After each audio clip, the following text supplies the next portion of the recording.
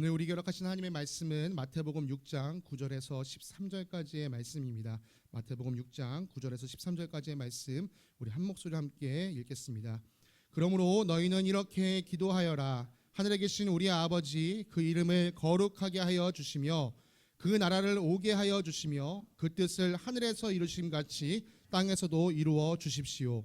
오늘 우리에게 필요한 양식을 내려주시고 우리가 우리에게 죄지은 사람을 용서하여 준 것 같이 우리의 죄를 용서하여 주시고 우리를 시험에 들게 하지 마시고 악에서 구하여 주십시오.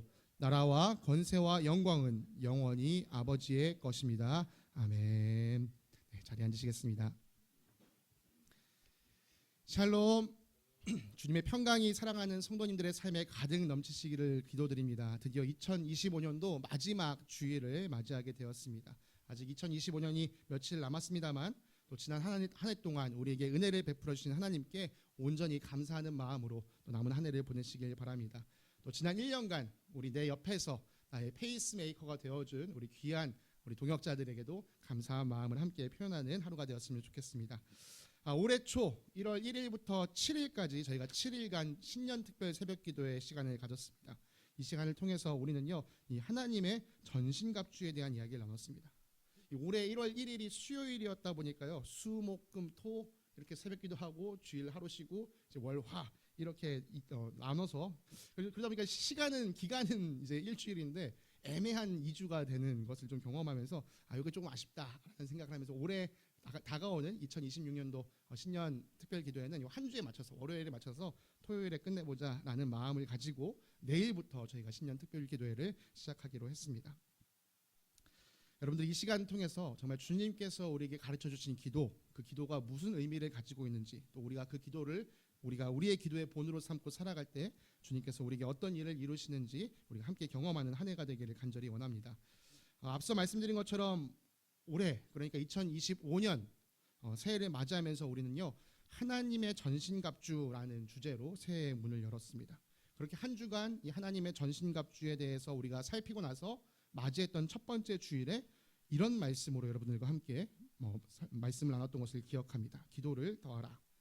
이 하나님의 전신갑주, 곧 진리의 허리띠, 정의의 가슴막이, 평화의 복음의 신, 믿음의 방패, 구원의 투구, 성령의 검을 가지라라고 바울이 강조한 다음에 곧 이어서 했던 이야기가 뭐냐면 기도해라 였기 때문입니다.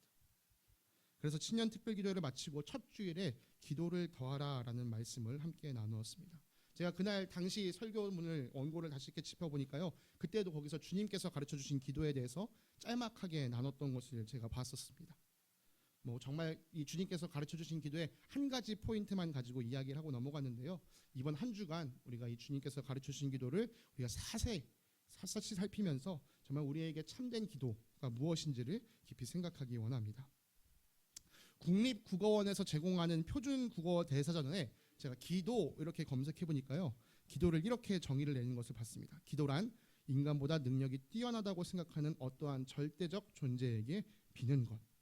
기도에 대한 정의를 잘 내렸다고 생각합니다. 기도는 우리보다 더 능력이 뛰어난 절대적 존재에게 비는 것입니다. 여러분, 나보다 능력이 낮은 존재에게 혹은 나랑 능력이 똑같은 존재에게 우리는 기도하지 않습니다. 그렇다면 나에게 능력이 뛰어난 존재에게 우리는 무엇을 빌게 될까요? 내 능력으로 안 되는 일을 빌게 되겠죠. 그런 점에서 기도는요, 우리의 마음이 무엇이 간구하고 있는가, 우리가 뭘 원하고 있는가를 드러내준다고 할 수 있습니다. 다른 말로 표현하자면 기도는 우리 마음의 방향성을 나타내주는 것이죠. 지금 내 마음이 여기에 쏠려 있구나, 이것을 보여주는 것이라고 할 수 있습니다. 내가 지금 무엇을 원하는지, 무엇을 바라는지, 내 마음이 어디를 향하고 있는지 보여주는 것이 바로 기도입니다. 여기서 오늘 우리가 함께 살피기 원하는 것은 바로 이 어떠한 존재에 관한 이야기입니다. 오늘 우리가 함께 살필 것이 바로 이것입니다. 기도는 아무런 대상이 없이 그냥 주절주절 하는 것이 아니에요. 기도는 반드시 내 기도를 듣는 존재가 있다라는 믿음을 바탕으로 해야 합니다. 나는 누구에게 기도하는가? 이 대상을 내가 정확히 정하고 또 정확히 알아야지만 능력 있는 기도를 할 수 있는 것이죠. 신년 특별기도의 공식 일정은 내일부터 시작되지만 오늘 이 말씀을 통해서 이 기도회를 열어가기로 함께 원합니다. 우리가 한 이 주 기도문이라고 부르는 오늘 본문은요, 마태복음뿐만 아니라 누가복음에도 기록되어 있습니다. 그런데 이 누가복음에 기록된 것은 상당히 축약형이기 때문에 기도문의 원문을 보려고 한다면 이 마태복음을 살피는 것이 좋습니다. 많은 성경학자들은 이 마태복음에서 주님께서 가르쳐 주신 것과 누가복음에서 가르쳐 주신 것이 별개의 사건이다라고 이해를 하고 있습니다. 그러니까 한번 기도를 가르쳐 주신 게 있으시고 또 다른 장소에서 한 번 더 기도를 가르쳐 주신 것이죠. 그러나 그 내용은 동일하게 흘러가는 것을 우리가 볼 수 있습니다. 마태복음은요, 우리에게 널리 알려진 이 산상수훈의 일부로서 주님께서 자신을 따르는 많은 사람들에게 주셨던 기도의 내용이었습니다. 누가복음은요, 예수님의 12제자들이 기도를 마치고 나신 예수님을 바라보면서 한 제자가 요청하는 것에서 시작합니다. 그 제자가 예수님께 이렇게 요청합니다. 주님, 침례 요한이 자기 제자들에게 기도하는 것을 가르쳐 준 것 같이 우리에게도 그것을 가르쳐 주십시오. 예수님 당시의 유대교회는요, 여러 가지 분파가 있었습니다. 우리가 성경을 통해서 잘 알고 있는 게 바리새파, 사두개파 정도를 우리가 성경을 통해서 잘 알고 있고, 또 역사적으로는 에세네파라고 불리는 분파도 있습니다. 또 침례 요한을 따랐던 이 침례 요한의 제자들도 있었던 것이죠. 이 분파는요, 각기 하나님을 섬긴다라고 하지만 추구하는 바가 조금씩 달랐습니다. 오늘날도 우리가 이 개신교 안에 다양한 장로교나 감리교나 침례교가 있는 것처럼 이게 조금씩 추구하는 바가 달랐습니다. 그리고 그 초점, 자신들이 추구하는 초점, 방향성이 담긴 것이 무엇이냐? 그들이 분파가 가지고 있는 그들만의 기도문이었어요. 침례 요한도 예수님의 공생애가 시작되기 전에 자기 제자들에게 기도문을 가르쳐 줬습니다. 12제자들이 보니까 이제 우리도 12명의 제자가 됐고 선생님을 모시고 있으니까 우리 선생님이 우리에게 기도문을 하나 가르쳐 주시면 좋겠다라는 생각을 했습니다. 다시 말해서 이 기도문은요, 단순히 어떤 우리가 행해야 할 기도의 표본뿐만이 아니라 주님의 제자 공동체가 가지는 비전 선언문이라고 할 수 있습니다. 가정마다 가훈이 있고, 교실마다 급훈이 있고, 학교마다 교훈이 있고, 회사마다 사훈이 있는 것처럼 주님께서 가르쳐 주신 기도는 예수 제자 공동체의 공동체 훈인 것입니다. 그렇게 자신을 따르는 사람들과 제자들에게 기도를 가르쳐 주실 때 예수님은 이렇게 첫 마디를 시작하셨습니다. 하늘에 계신 우리 아버지. 여러분, 앞서 기도는 나보다 능력이 뛰어나다고 믿는 어떤 절대적 존재에게 비는 것이라고 말씀드렸는데요. 네, 예수 제자 공동체는 그 절대적 존재를 누구라 부르냐? 하늘에 계신 우리 아버지라고 부릅니다. 사실 여러분은 주기도문들 외우실 때에 혹은 이렇게 같이 기도하실 때 하늘에 계신 우리 아버지 아마 되게 빨리 지나가셨을 거예요. 그러나 제가 생각하기에는 이 기도문에서 가장 중요한 것은 바로 이 첫 마디입니다. 예수님께서 기도의 내용 중에 기도를 가르치시고 용서의 실천을 반복적으로 강조하시긴 합니다만 정말 이 첫 마디를 제대로 이해하고 기도하는 것이 너무나도 중요합니다. 그래서 오늘은요, 이 첫 마디를 네 부분으로 나눠서 우리가 함께 살펴보기 원합니다. 하늘에 계신 우리 아버지. 우리 모두의 이해를 돕기 위해서 순서는 조금 바꾸도록 하겠습니다. 계신 하늘에 아버지, 우리 순으로 우리가 함께 좀 살펴보기 원합니다. 가장 먼저 살필 것은 계시다라는 것입니다. 여러분, 앞서서 기도에 대한 정의를 말씀드릴 때 나보다 능력이 뛰어나다고 믿는 어떤 절대적 존재에게 빈다고 말씀드렸습니다. 이 절대적 존재가 계시다는 것을 인정해야지만 기도할 수 있습니다. 여러분, 지난 겨자띠한 예배에서 제가 잠시 설교를 하면서 언급했던 것처럼 이 세상에는 두 종류의 사람들이 있습니다. 신이 없다고 믿는 사람들과 신이 있다고 믿는 사람들. 아예 신이 없다고 생각하시는 이런 분들은요, 나보다 뛰어난 절대적 존재를 부정하기 때문에 그분들은 기도할 수가 없습니다. 저는 이런 분들을 사상적 무신론자라고 부르고 싶습니다. 생각으로 이 사람들은 신이 없다라고 생각하고 살아가는 사람들이죠. 이런 사람들은 우리의 VIP입니다. 우리의 전도 대상자들인 것이죠. 이런 분들에게 다가가서 하나님의 살아계심을 우리가 보여주고 또 증거하는 것입니다.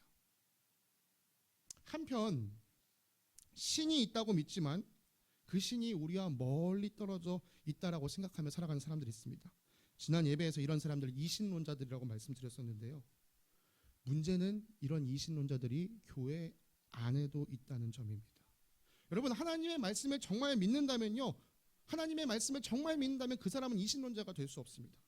그런데 안타깝게도 교회 안에서 그렇게 살아가는 사람들이 있습니다. 하나님을 믿는다고 입술로는 말하지만 실제 현실에서 살아가는 그 삶을 보면 하나님과 동떨어진 삶을 살아가는 사람들이 있습니다. 제가 아까 이 무신론자들을 사상적 무신론자라고 불렀는데요. 이렇게 하나님이 있다라고 말로는 하면서 삶이 떨어진 이 사람들, 저는 이 사람들이 실천적 무신론자라고 생각합니다. 머리로는 하나님이 있다고 말하면서 몸으로는 하나님이 없는 것처럼 살아가는 사람들. 여러분, 이런 사람들이 오늘날에만 있는 것이 아닙니다. 구약시대의 이스라엘 백성들이요, 꽤 오랜 시간 동안 이렇게 살아왔어요. 하나님이 있다라고 생각하고 제사를 드리고 예배를 드렸지만 실제 현장의 삶의 현장에서는 하나님이 없는 것처럼 살아갔습니다. 우리가 지난주에 계속 살폈던 미가서, 그 시대에 살았던 사람들, 특별히 그 같이 살았던 그 사람들이요, 정말 하나님이 없는 것처럼 살아갔던 사람들이에요. 만약 이들이 정말 하나님이 살아계신다, 우리와 함께 계신다라고 믿었더라면 감히 그런 삶을 살아갈 수 없었을 거예요.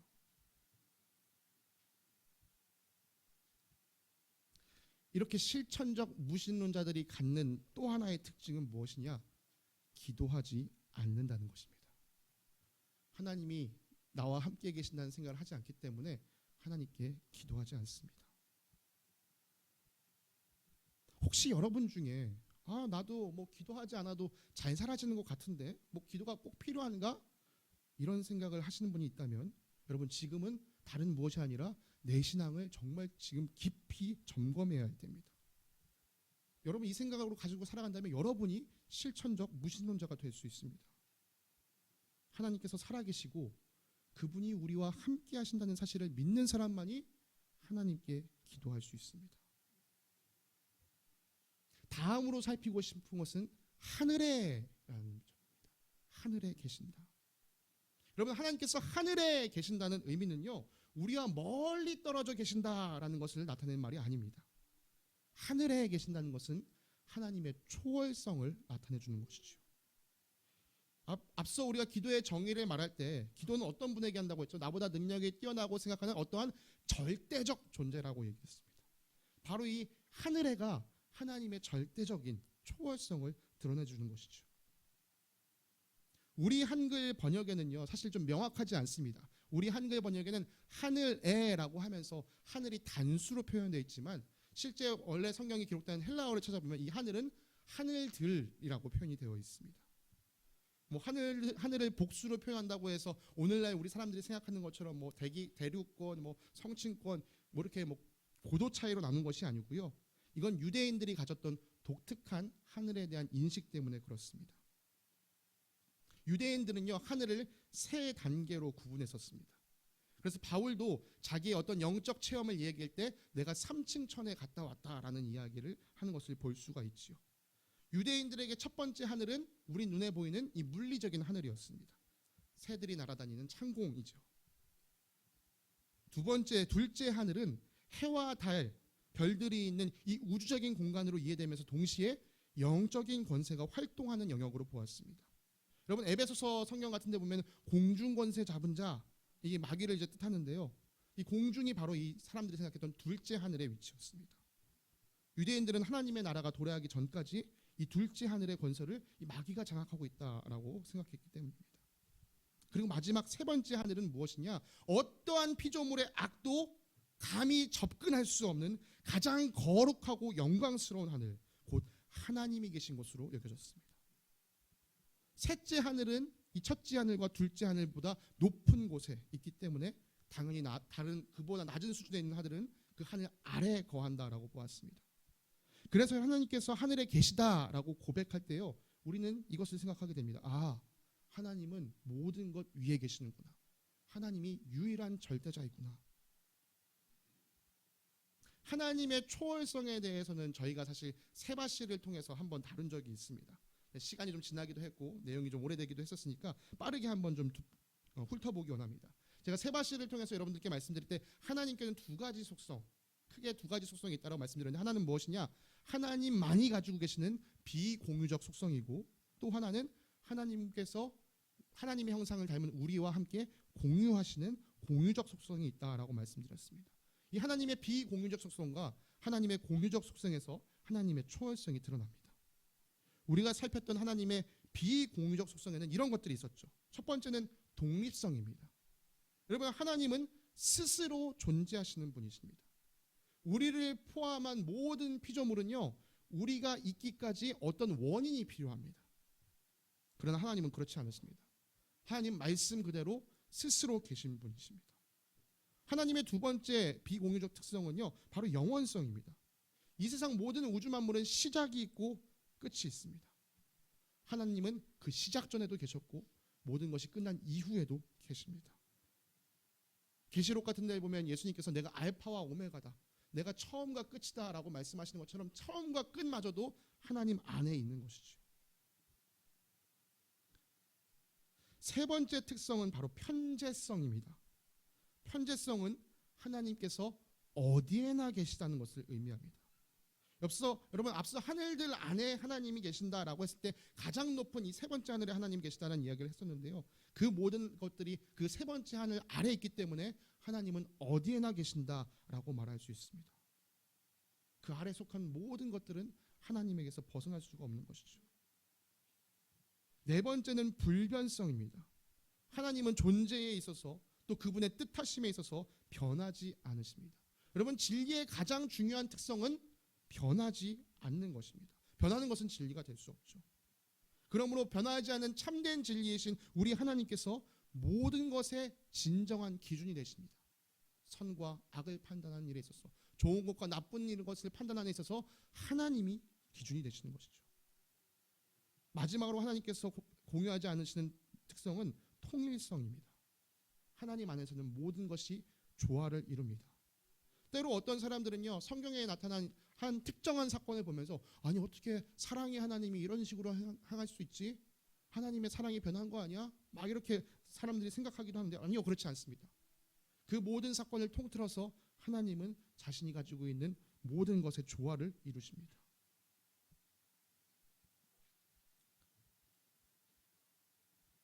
하나님의 비공유적 속성은 하나님의 초월성을 잘 드러내줍니다. 또한 하나님께서 우리와 공유하시는 공유적 속성 또한 하나님의 초월성을 잘 드러내줍니다. 대표적으로 그분의 전지전능하심이죠. 우리에게도 지식이 있습니다. 우리에게도 능력이 있어요. 그러나 하나님처럼 우리는 모든 것을 알지 못하고 모든 것에 가능하지 않습니다. 하나님이 가지고 계신 이 뛰어난 전지함과 전능함, 그것은 하나님의 초월성을 우리에게 나타내 줍니다. 또한 의로움과 선하심에 있어서도요, 하나님은 완전하십니다. 앞서 말씀드렸던 것처럼, 제가 통일성에 대해서 말씀드렸던 것처럼, 어떤 사람들이 성경의 일부 사건을 보면서 야, 하나님 완전 무섭다, 야, 이런 하나님은 내가 진짜 도저히 따라갈 수가 없다, 막 이렇게 얘기하는데요, 사실 그렇지 않습니다. 하나님께서 어떤 사건을 보면서 아, 이것 때문에 하나님이 의롭지 않다, 하나님이 선하지 않다라고 말할 수 없습니다. 왜냐하면 사실 그것을 판단할 능력이 우리에게 없기 때문입니다. 쉽게 표현하자면, 이 무게를 제어하는 돌멩이가 저울 위에 올라가서 자기 무게를 재야 되는데, 돌멩이가 자기 위에 저울을 얹고 야, 이 저울은 가벼운데 무거운데 이런 식으로 지금 말하고 있는 것과 똑같은 것이죠. 돌멩이는 저울의 무게를 측정할 능력이 없습니다. 도리어 이 돌멩이가 저울 위에 올라가서 자신의 무게를 측정해야 하는 것이죠. 바로 하나님의 이 뛰어나심, 이 초월성이요, 하늘에라는 이 한마디에 담겨져 있는 것입니다. 여러분, 하나님이 이렇게 위대하시다, 뛰어나시다 라는 것을 우리가 깊게 묵상한다면 우리가 하나님께 어떤 반응을 보여야겠습니까? 그때 나타나는 것이 바로 경외심입니다. 와, 하나님은 정말 크고 위대하시구나. 그에 비해 내가 얼마나 작고 연약한지 볼 때 우리는 하나님 앞에 엎드려 무릎 꿇을 수밖에 없습니다. 안타깝게도 오늘날 많은 그리스도인들이 잃어버린 것 중에 하나가 바로 이 하나님을 향한 경외심입니다.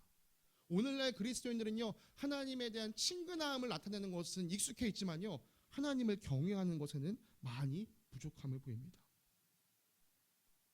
여러분 잘 아시는 CCM 찬양 중에 나 무엇과도 주님을 바꾸지 않으리라는 찬양이 있을 겁니다.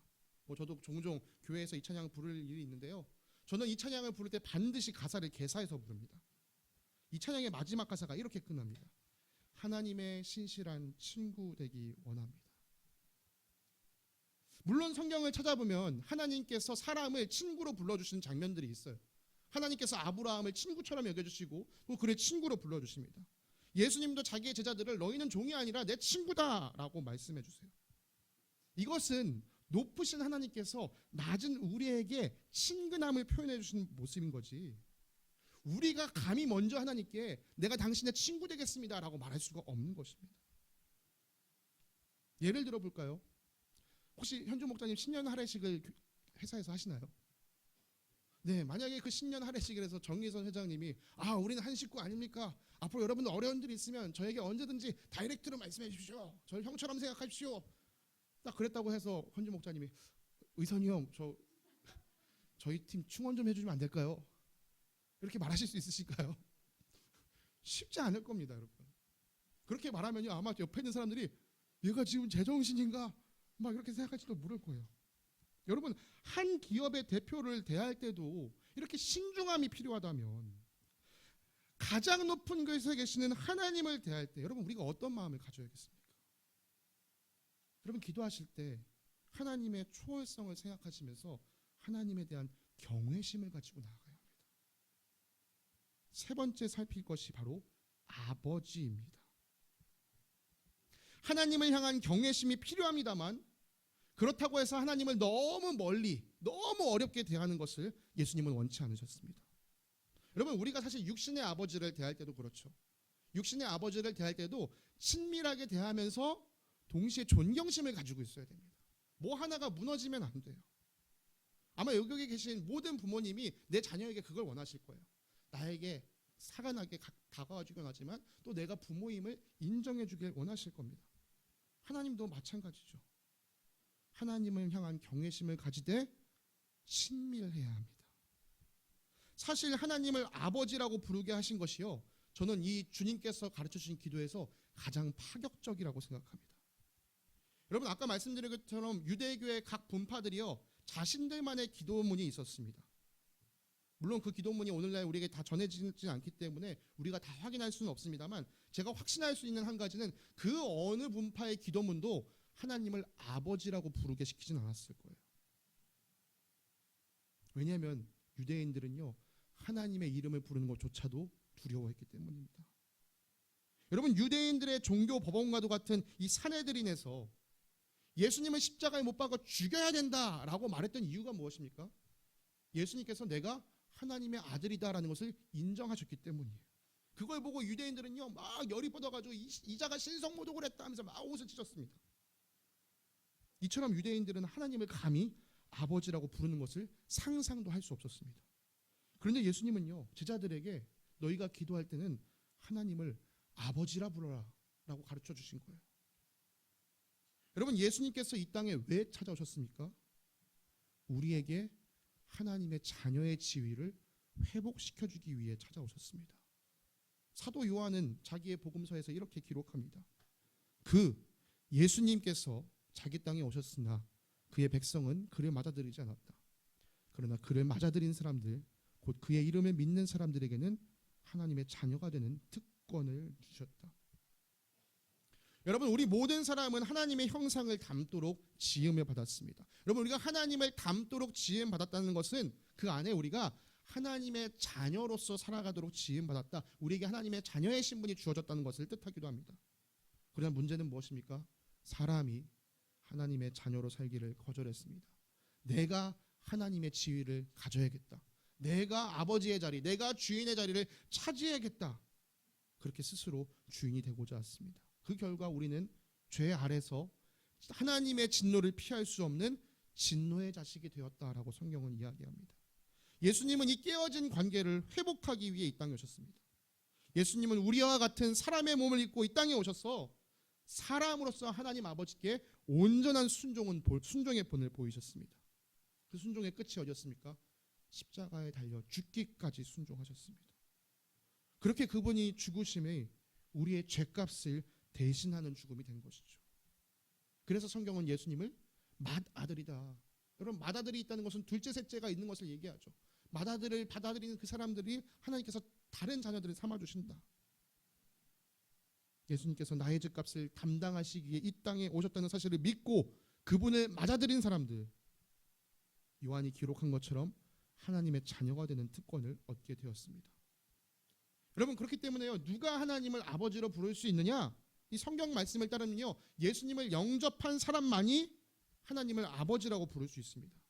여러분, 하나님을 아버지라고 부를 수 있는 것과 그렇지 않은 것에는 엄청난 차이가 있습니다. 저희 집 통로 라인에 하늘이 친구가 2명 살고 있습니다. 그러니까 하늘이랑 같은 해에 태어난 아이들이 2명이 있는데 7층에 1명, 16층에 1명 이렇게 아이들이 있습니다. 제가 엘리베이터를 타면은 가끔 이 아이들을 만나거든요. 그럼 저는 이제 하늘이랑 똑같은 연령대니까 너무 귀여운 마음에 애들한테 막 인사를 해줍니다. 애들이 저를 무서워서 막 뒤로 숨어요. 엄마 뒤로 막 숨어요. 솔직히 제가 생각하기에는 어떤 한 아이는 그 집 아빠는 저보다 훨씬 무섭게 생겼거든요. 근데도 저를 보고 피합니다. 아니 니네 아빠는 나보다 더 험상궂게 생겼는데 네가 나를 피한다고? 제가 막 이렇게 생각할 때도 있습니다. 왜 저를 피하죠? 제가 이 아이들에게는 낯선 아저씨이기 때문입니다. 여러분, 만약 이 아이들이요 정말 갑자기 급한 일이 생겨서 지나가는 저를 보고 아저씨, 아저씨란 말은 못하겠지만 아저씨 도와주세요 이러면 제가 당연히 그 아이들을 도와줄 겁니다. 그러나 이 아이들이 긴급한 일이 아니고서야 저에게 사소한 것까지 도와달라고 하기는 어려울 것이에요. 요즘 저희 집에서 하늘이가 잘하는 말이 있습니다. 도와줘 이겁니다. 자기가 뭘 하다가 뭐가 안 돼요. 빠빠 도와줘, 엄마 도와줘 막 이렇게 얘기를 합니다. 어떤 거 보면은 진짜 얘가 이거 할 수 없어 내가 도와줘야겠구나 싶은 것도 있는데요. 어떤 거 보면 이거를 나한테 왜 도와달라고 그러지? 특별히 엄마가요 오하늘 장난감 정리해 하면 막 달려서 빠빠 도와줘. 장난감 정리는 네가 해야 될 것 같은데 왜 나한테 도와달라고 그러지? 여러분, 이런 사소한 것까지 부탁할 수 있는 이유가 뭡니까? 당신이 내 아버지이기 때문입니다. 하나님을 이렇게 아버지라고 부를 수 있는 것은요 엄청난 특권입니다. 이 놀라운 특권을 마음껏 누리시는 여러분들 되시길 바랍니다. 여러분, 하나님 아버지가 내 아버지가 되어주신다. 이건 정말 일론 머스크가 혹은 이재용 삼성 회장이 내 아버지가 되어주는 것보다도 훨씬 큰 특권인 것이죠. 아버지 되심의 특권을 누린다. 곧 하나님과의 친밀한 관계를 누린다. 여러분, 이건 다시 한번 말씀드리지만 격이 없다는 말이 아니에요. 경외심 안에서 그분과 가까운 것이지 격이 없다는 뜻이 아닙니다. 친밀하다는 것은요 숨김이 없다는 뜻입니다. 하나님 앞에서 날 숨기지 않는다. 방금 살폈던 하늘이처럼 자기 마음에 있는 것을 숨기지 않고 저에게 말하는 것처럼. 여러분, 성경에는 예수님만큼이나 하나님과 친밀했던 한 사람이 있습니다. 바로 다윗입니다. 구약시대 때 살았던 다윗은 감히 하나님을 아버지라고 부를 수 있는 생각조차 할 수 없는 사람인데도 불구하고 하나님과 정말 친밀한 삶을 살았습니다. 그래서 때론 보면요 다윗이 쓴 시를 보면요 야 어떻게 성경에 이렇게 무서울 정도의 말을 할 수가 있을까. 다윗은 하나님 앞에 자신이 있는 그 어떤 화가 막 치밀어 오르면 숨기지 않고 하나님 나 너무 열받아요. 저 자식 좀 어떻게 좀 처리해 주세요. 막 이러면서 하나님 앞에 부르짖기도 했었습니다. 다윗이 이렇게 할 수 있었던 이유는 하나님과의 친밀함을 가졌기 때문입니다. 여러분, 하나님을 믿는다고 해서 우리 안에 분노가 없습니까? 화가 안 납니까? 우리 안에도 감정들이 생기죠. 슬픔이 생길 때가 있습니다. 두려움이 찾아올 때가 있어요. 다윗은 그때마다 자신의 마음을 하나님께 있는 그대로 털어놨습니다. 특별히 아까 말씀드린 것처럼 분노에 대해서 하나님 앞에 막 쏟아놔요. 그리고 꼭 하는 게 있습니다. 하나님께서 이 일에 대해서 공평하게 처리해 주십시오. 하나님께서 모든 것을 아시잖아요. 다윗은 자기가 복수하지 않습니다. 하나님께 맡겨놓고 하나님께서 좀 공정하게 판단해 주세요. 여러분, 이게 왜 가능한 겁니까? 하나님에 대한 경외심이 있기 때문에 가능한 겁니다. 친밀함과 동시에 이 선과 악을 판단하는 일은 나에게 있는 것이 아니구나. 이건 하나님께 달려있는 것이구나. 하나님께 맡겨둬야지. 내가 함부로 복수하지 않고 하나님께 모든 것을 맡겨놔야지. 이 친밀함과 경외심이 아주 정말 균형을 잘 이룬 다윗을 볼 수가 있습니다. 여러분, 다윗처럼 이렇게 하나님을 대하며 나아갈 때요 우리 본성을 뛰어넘는 힘이 생깁니다. 다윗이 사울을 잡아 죽일 수 있는 절호의 찬스가 있었습니다. 그러나 그 순간에도 원수에게 자비를 베풀어 줄 여유가 그 안에 있었고요. 또 그를 용서해 줄 힘이 그 안에 생겼습니다. 깨질 위기를 있는 그 관계를 회복할 수 있는 힘. 이 우리 본성이 가지고 있는 힘이 아닌데 하나님 앞에 친밀하게 또 하나님에게 대한 경외심을 가지고 기도했기 때문에 다윗에게는 이런 힘이 생길 수 있었던 것이죠. 여러분 말씀드린 것처럼 하나님 앞에 숨김없는 것이 우리의 분노뿐만이 아니라 기쁨과 슬픔을 포함한 우리의 모든 감정들, 그리고 우리 안에 있는 소원들, 무엇보다 우리를 넘어뜨리려 하는 이 죄의 유혹에마저도 하나님 앞에 숨김없이 내어놓으며 하나님의 도우심을 구하는 것, 그것이 바로 하나님을 아버지로 부르게 하신 예수님의 이유입니다. 마지막으로 함께 살피기 원하는 것은 우리입니다. 우리. 하나님을 아버지라고 부를 때 내 아버지라고 부르게 시키지 않으시고 예수님은 우리 아버지 부르게 시키셨습니다. 비단 이 첫 구절에서만 우리라는 표현을 쓰신 게 아니에요. 주기도문 전체를 바라보면 그 특징이 드러납니다. 오늘 우리에게 일용할 양식을 주시고 우리가 우리에게 잘못한 사람을 용서해 준 것 같이 우리 죄를 용서하여 주시고 우리를 시험에 빠지지 않게 하여 주십시오. 예수님은 우리라는 표현을 의도적으로 사용하셨습니다. 이것은 무엇을 의미합니까? 예수님의 제자들이 하나님께 드리는 기도는 개인적인 것이기보다는 공동체적인 것이라는 것을 분명하게 보여주는 것이죠. 다시 말해서요, 예수 제자의 기도는 내가 무슨 도를 깨달아가는 득도의 과정이 아니라 우리 안에 임하시는 하나님의 나라를 함께 소망하며 함께 경험하기 위해 드리는 것이라고 볼 수 있습니다. 여러분 만약에 길거리에서 어떤 모습을 봤다고 생각해 보세요. 여기 한 아저씨가 서 있는데 저기에서 한 아이가 아빠 하면서 막 손을 흘면서 달려갔습니다. 그럼 아빠랑 아들인가 보다. 근데 또 저기서 또 한 아이가 아빠 하면서 막 달려가서 안겼어요. 그럼 여러분들 이 두 아이가 어떤 관계에 있다고 보시겠습니까? 두 아이가 남자아이라면 형제라고 볼 것이고 두 아이들이 여자아이들이면 자매라고 볼 것이고 한 사람은 남자 한 사람은 여자라면 남매구나, 우리가 자연스럽게 이렇게 생각하게 되겠죠. 우리가 각 사람이 하나님을 아버지로 부름에 있어서 우리는 이 안에 있는 지체들을 형제와 자매로 부르고 있습니다. 요즘은 가족관계가 또 이전과는 또 많이 달라져서 형제자매들끼리 소원하게 지내는 경우도 덜어 있습니다만 일반적으로 우리가 형제자매가 어떻게 지내기를 바랍니까? 이 둘이 좀 우애가 있으면 좋겠는데, 우리가 의미가 그거잖아요. 이 형제자매가 서로를 애틋하게 생각하는 마음, 이들 마음 가운데 참 아름다운 우애, 띠앗이 있었으면 좋겠는데 생각하는 것이 부모의 일반적인 마음입니다. 여러분, 우애가 깊은 형제자매는 서로가 서로를 배려하고 아끼고 챙깁니다.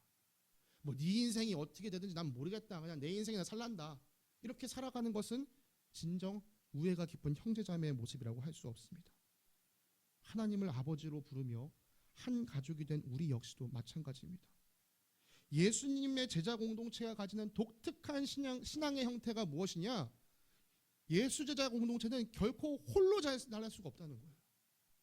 나 혼자 잘나서 신앙생활을 하는 것이 예수님의 제자는 불가능합니다. 우리는 함께 손을 붙잡고 함께 하나님의 나라를 뛰어가도록 부름받았습니다.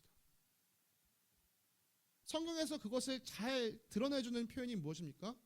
예수님 교회 공동체를 한 몸이라고 얘기합니다. 서로 각자 가지고 있는 은사가 달라서 어떤 사람은 손처럼 사용되기도 하고 어떤 사람은 발처럼 사용되기도 하지만 네가 손이니까 더 잘났네, 발이니까 더 못났네, 이것이 아니라 각자가 가지고 있는 은사를 가지고 한 목표를 향해서 함께 달려나가는 것이죠. 이렇게 하나 되는 공동체의 삶을 잘 살아가도록 바울은 빌립보 교인들에게 이렇게 편지를 썼습니다. 여러분은 같은 생각을 품고 같은 사랑을 가지고 뜻을 합하여 한 마음이 되어서 내 기쁨이 넘치게 해주십시오. 무슨 일을 하든지 경쟁심이나 허영으로 하지 말고 겸손한 마음으로 하고 자기보다 서로 남을 낮게 여기십시오. 또한 여러분은 자기 일만 돌보지 말고 서로 다른 사람들의 일도 돌보아 주십시오. 여러분, 이 바울의 가르침대로 살아간다면요, 예수 제자 공동체는 예수님께서 주신 새 계명, 곧 서로 사랑하라는 계명을 온전히 이룰 수 있습니다. 여러분, 예수님께서 우리에게 주신 새 계명이에요. 서로 사랑하라. 너 혼자만 잘나는 삶을 살아가는 게 아니라 공동체가 함께 하나님 나라를 경험하도록 서로 서로를 돌아보고 서로 서로를 위해 기도해라. 여러분, 이것이 하늘에 계신 우리 아버지, 여기에 담겨져 있는 놀라운 의미입니다. 오늘 이렇게 신년 특별 기도회를 함께 소망하는 마음으로 주님께서 가르쳐 주신 기도의 첫 문구를 함께 살펴보았습니다.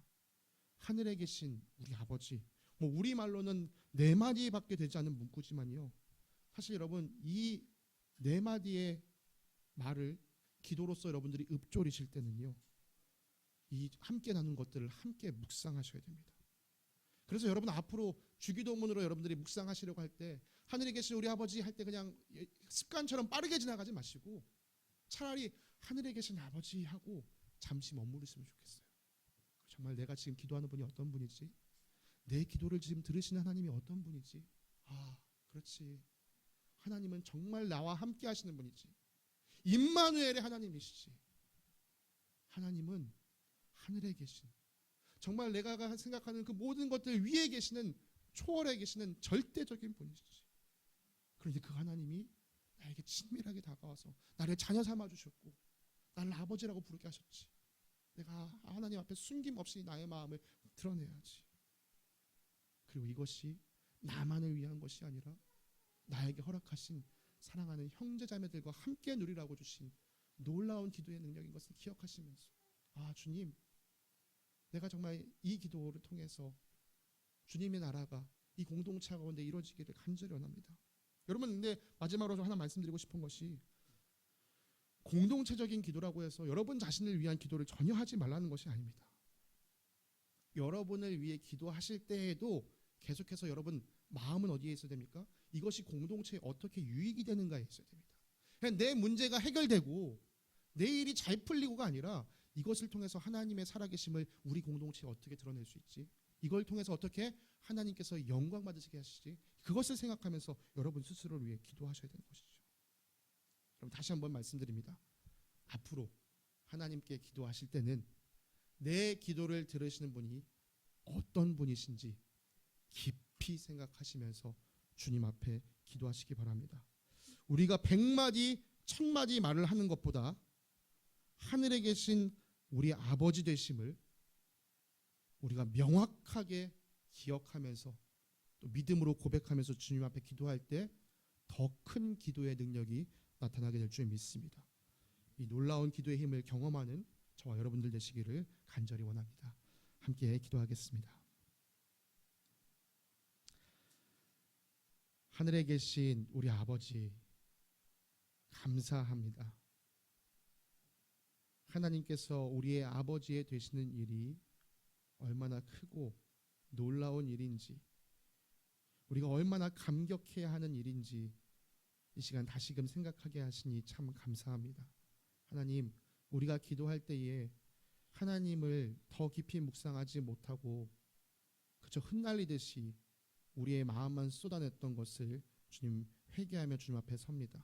이제는 우리의 기도를 들으시는 분이 어떤 분이신지 우리가 더욱더 깊이 생각하면서 정말 주님께서 기뻐 받으실 기도를 올려드리는 저희들 한 사람 한 사람 되게 하여 주시옵소서. 주님, 오늘부터 또 내일부터 시작된 이 신년 특별 기도회를 통하여서 정말 주님께서 기뻐하시는 기도의 내용을 하나하나 살피기 원합니다. 그리고 이 시간들을 통하여서 우리의 기도가 변화되길 원합니다. 주님께서 정말 이 땅 가운데 놀라운 주님의 뜻을 이루어가는 것을 기대하며 기도하는 저희들 되게 하여 주시옵소서. 함께 하시는 주님께 감사드리며 거룩하신 우리 주 예수 그리스도의 이름으로 기도드립니다. 아멘.